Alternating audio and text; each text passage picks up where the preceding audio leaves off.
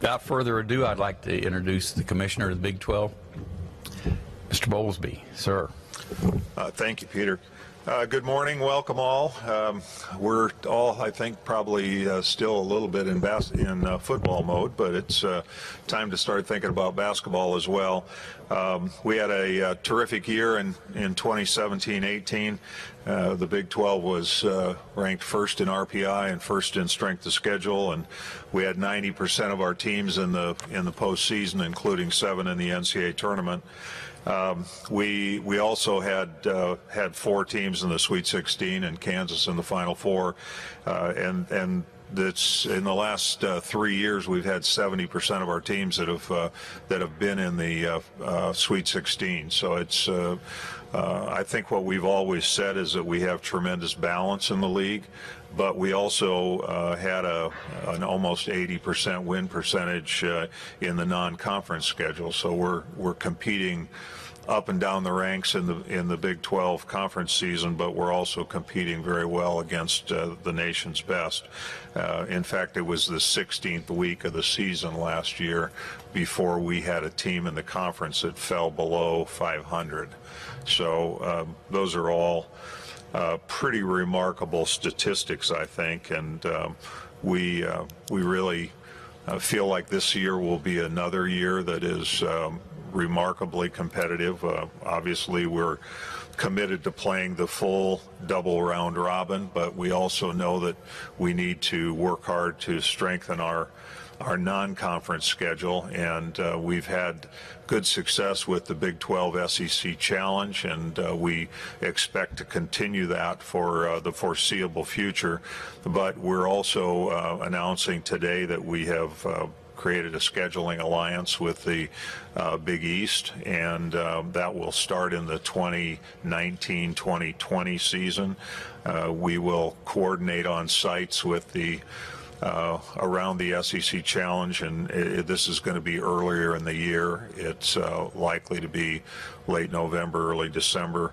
All 10 teams from each league will participate, and we'll have 5 home sites and 5 road sites, which is a little bit of an interesting coordination challenge because, as you may know, the Big East has their games on Fox and that family of networks, and our games are on ESPN and that family of networks, and so we will be coordinating on sites, opponents, and telecasts. But it ought to be a very good thing for both leagues, and I want to thank Val Ackerman and Stu Jackson from the Big East, and John Underwood and Jeff Jackson from our conference for putting it together. I think it'll be a great game, great series.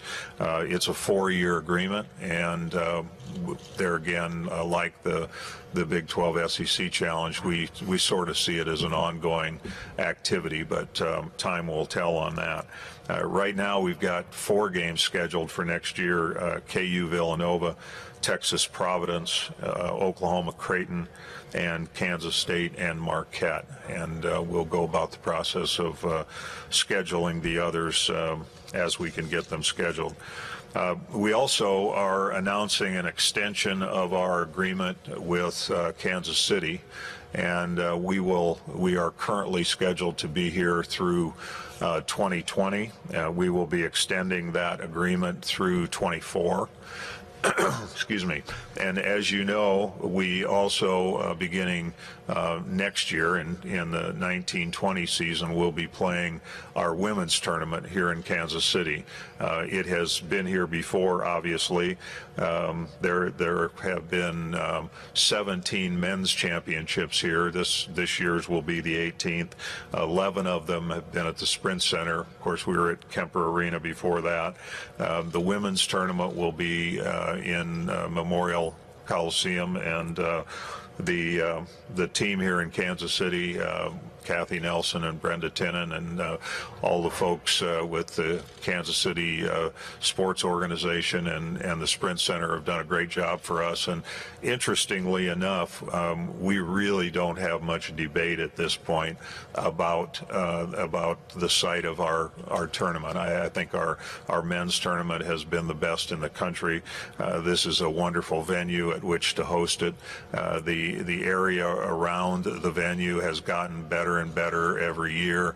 The Power and Light District has certainly been a big enhancement in the last 10 or 11 years, and it keeps getting better and better. And so we're excited to be here through 2024.